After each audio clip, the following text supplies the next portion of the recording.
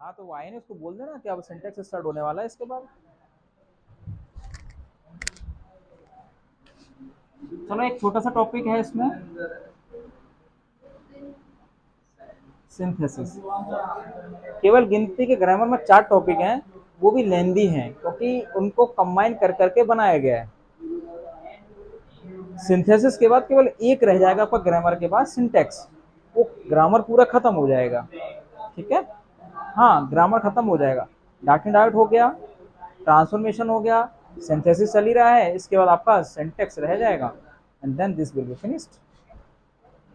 उसके बाद writing section चलेगा, फिर लिटरेचर चलेगा। सिंथेसिस को मैंने आपको बार बार बताया है, क्या बोलते हैं बेटा? संश्लेषण, मतलब जोड़ना।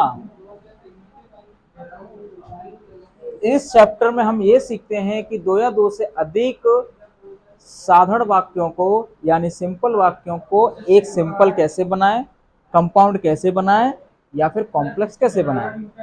तो हमने अपनी बातचीत शुरू की थी पहले सिंपल बनाना। क्या बनाना? सिंपल। तो सिंपल बनाने के लिए जरा एक बार याद दिलाओ, पार्टिसिपल सीखा आपने, ठीक है बेटा।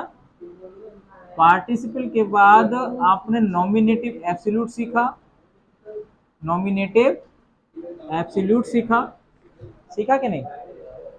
उसके बाद आपने सीखा था,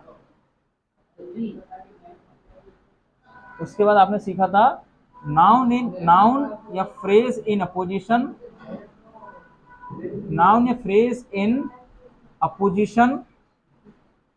फिर आपने पढ़ा था जीरंड या नाउन से पहले प्रिपोजिशन, जो कल मैं जिक्र करा रहा था, प्रिपोजिशन। ठीक है, और अगला मैं आपको बता रहा हूं जो पढ़ोगे, कंबाइनिंग टू और more than two sentences using adjective. इसका यूजिंग एडजेक्टिव, कि बच्चों एडजेक्टिव का प्रयोग करके कि किस तरीके से एक सिंपल सेंटेंस बनाएंगे, बहुत ही ईजी है। और एडजेक्टिव का मतलब क्या होता है?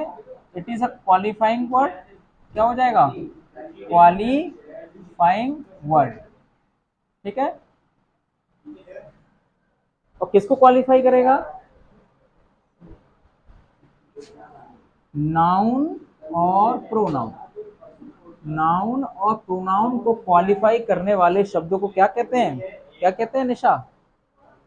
प्रोनाउन कहते हैं। अच्छा, एडजेक्टिव कहते हैं। देखो अभी भी बोलते जा रहे हैं कि क्वालिफाई करने वाले को एडजेक्टिव कहते हैं, वो नाउन कह रही हैं। अच्छा, प्रोनाउन कह रही हैं। प्रोनाउन तो नाउन की जगह यूज किया जाता है। देख लो, अगर थोड़ा सा भी ध्यान चूका सिर्फ बाउंस मार जाएगा। अब उसमें कुछ नहीं करना है, जो एडजेक्टिव आया है उसी के ही पास में रख देना है, उसी के नियर में रख देना है। ठीक है, जैसे कि नाउन इन अपोजिशन फ्रेज था ना, फ्रेज और नाउन को बगल में रख लेते, अगल बगल में रख लेते, ऐसे ही एडजेक्टिव को भी उसी के पास रखते हैं जिसके लिए वो आया है। जैसे a boy came to me yesterday, came to me yesterday, he was blind, वह अंधा था। अब ये बताओ इसमें एडजेक्टिव क्या है? ब्लाइंड। और ब्लाइंड किसके लिए आया है? यस्टरडे, मी, केम, बॉय। तो ये कौन ब्लाइंड कौन है? भाई एक लड़का आया मेरे पास जो अंधा था, तो ये भैया अंधा यही तो लड़का है। तो आप लगाओगे a blind boy came to me yesterday. ये सुनो, ठीक है। अब जैसे एक एग्जांपल, माय फ्रेंड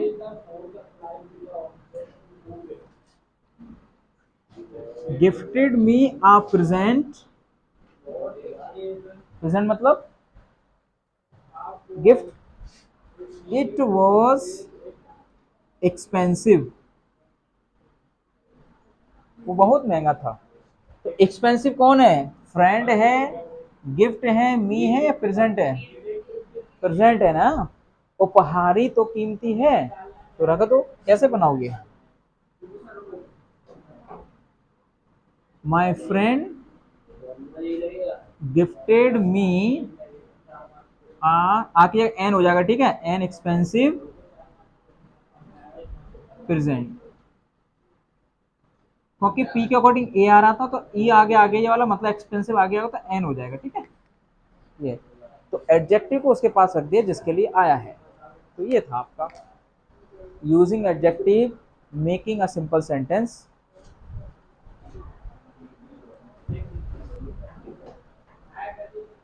डन। चलो पहला वाला क्या करना है, दो या दो से अधिक सिंपल सेंटेंस को एक सिंपल सेंटेंस बनाना है using adjective. Tagore wrote a Gitanjali, he was a great poet. तो अ ग्रेट पोएट किस लिए आया है? टैगोर के लिए। तो क्या लिखोगे? टैगोर या फिर a great poet comma Tagore, ठीक है।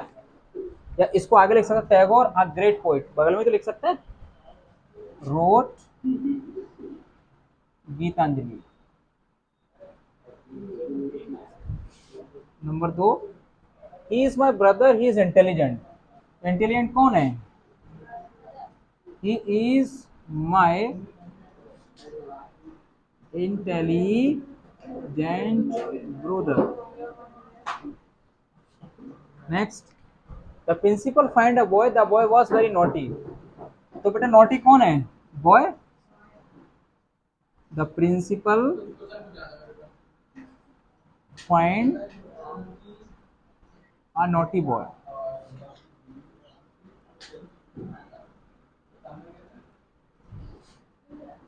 Four, I bought a pen, it was costly. I bought a costly pen.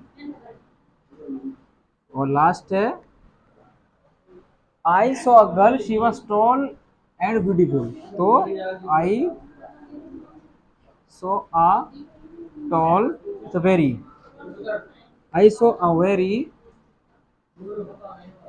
tall and beautiful girl. इस तरीके से आपका ये खत्म होता है यूजिंग एडजेक्टिव। एडजेक्टिव प्रयोग करके दो या दो से अधिक सिंपल सेंटेंसों को एक सिंपल सेंटेंस कैसे बनाना है, ठीक है।